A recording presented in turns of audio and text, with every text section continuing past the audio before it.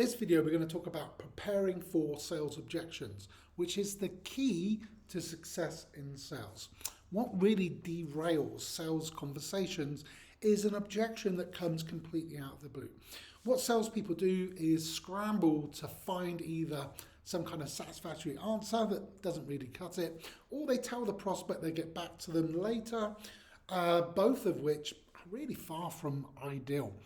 If instead you can articulate what objections and anticipate what objections the prospect will raise and answer them quickly and confidently, this is much more effective and will allow for a much smoother sales process.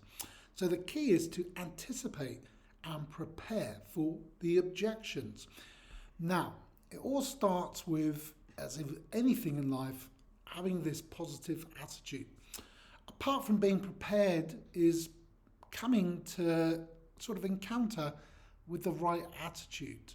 An objection isn't attacked on you or the product. In fact, it's a good thing. It means that the prospect is actually interested enough to even raise an objection in the first place. As Grant Cardone says, the most dangerous objection is the unspoken objection.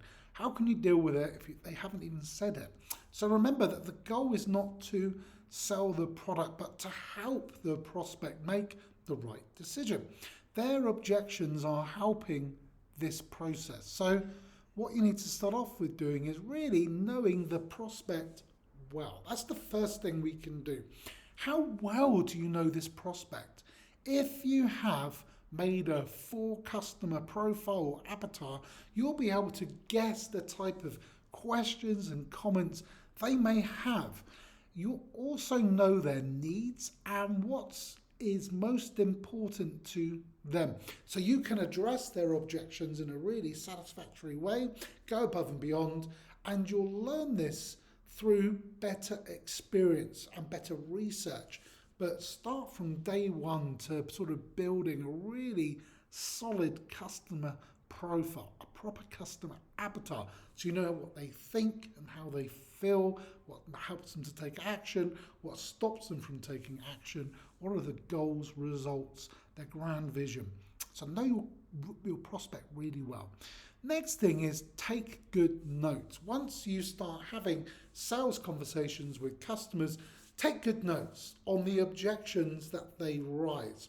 Make a list of these comments and questions so you can prepare next time you hear them.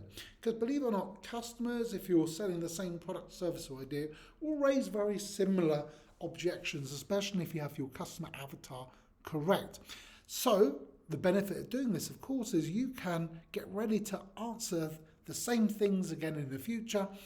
But if you're smart, you can include them in your sales presentation, any information, before they even raise the objection themselves. So you can quell the objection beforehand, before it's even raised, because you suspect they will raise it based on previous data and experience.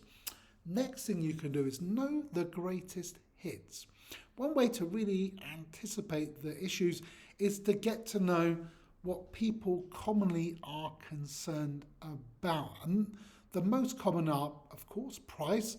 Naturally, you should be prepared for when people say the price is too high.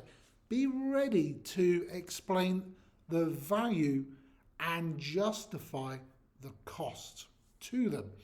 The next one that happens all the time, of course, is lack of need. Now, the prospect may not feel they need the product. They may feel they don't need the product at this time.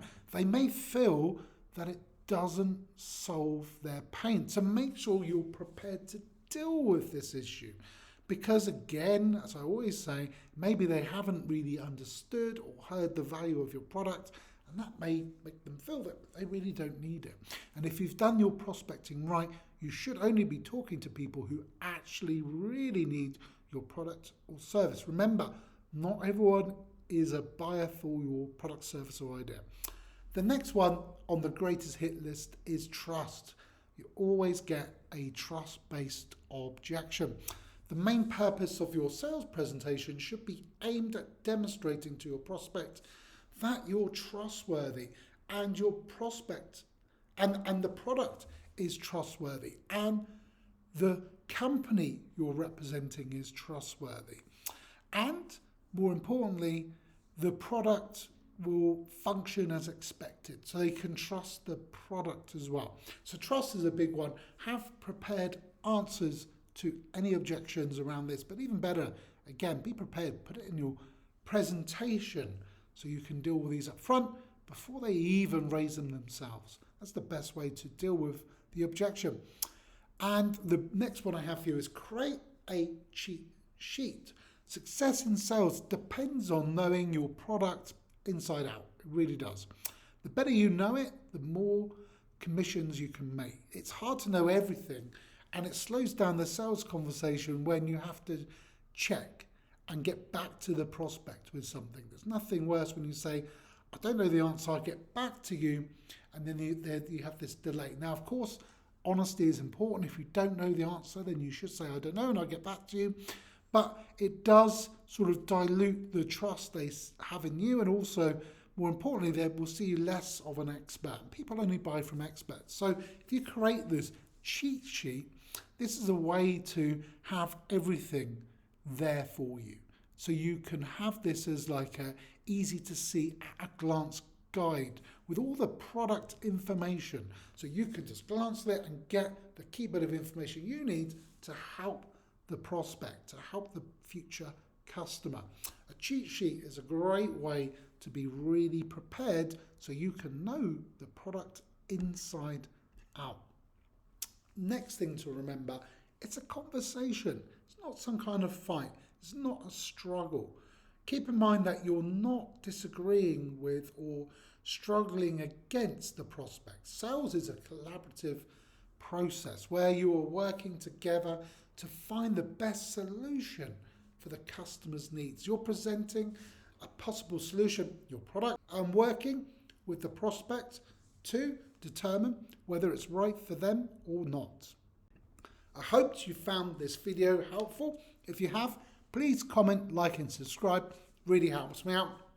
If you want to learn more about sales, why not watch the next video where I share all my sales tips and tricks that's helped me make hundreds of thousands of dollars in sales commissions. I'm sure it will help you out. If you want to go in deep, there's links below this video for helpful resources and guides and training materials. But above all, I hope you found this really helpful. Like, comment, and subscribe, and happy selling.